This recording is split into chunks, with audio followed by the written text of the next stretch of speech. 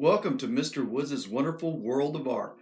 I'm Mr. Woods, and I'm excited to let you know this is the first episode of a 7-show series dealing with the elements of design.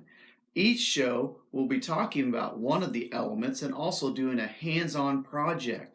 Today, we'll be discussing line.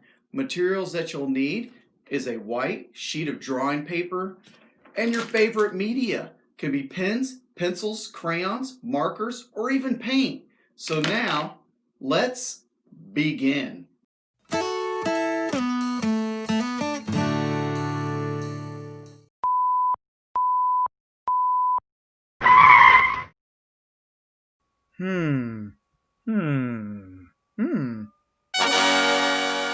I like to define a line as a moving dot. So if I put my marker right here and put a dot and go right across the paper, I have created a line. Bam! That's how easy it is.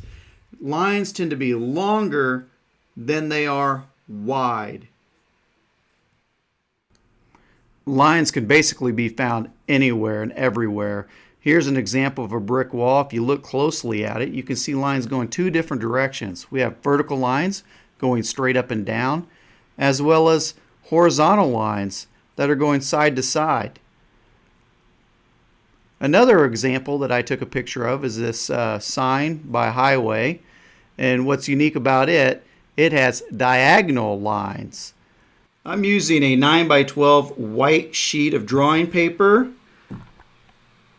and Blick Studio brush markers. I've chosen to use red, yellow, and blue, the primary colors, as well as orange, green, and violet, the secondary colors. I'll be creating two different lines for each color. The lines will go from one edge of the paper all the way across to another edge. Start off. Made a straight line, so I'm describing each line that I create. And this line is kind of thin, so I'm going to make a thick line. Switch over to yellow now. This is a very classic line, the old zigzag.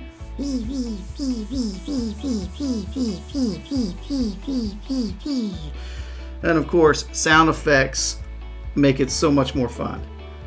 They don't have to be a solid line like the three I have so far. It could be a broken line, such as the dotted line, like ants marching around.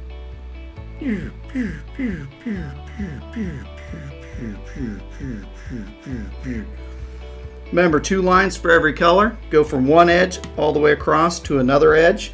Here's another broken line, the dashed line.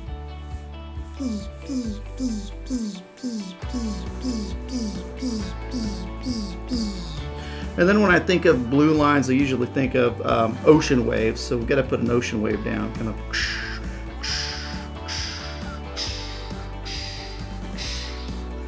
Now I'm going to move on to the secondary colors.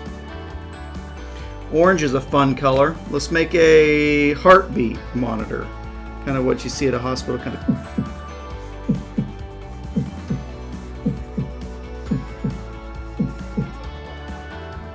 Also, I like the idea of maybe some flames. So we're creating lines and giving each line a name. And this is going to make us better at drawing, because when we think about drawing, we can say, oh, I can make a line. Now this is a chain. And don't make the chain straight. Have it, change directions. That's what's going to make it more interesting.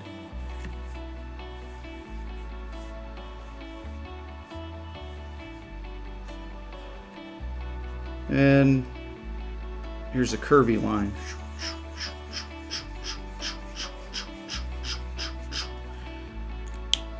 Finishing up, I need to make two lines with my violet.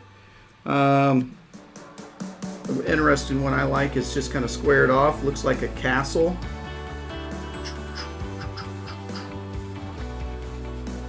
And just writing your name, that's using line. So I'm going to write my name to finish up.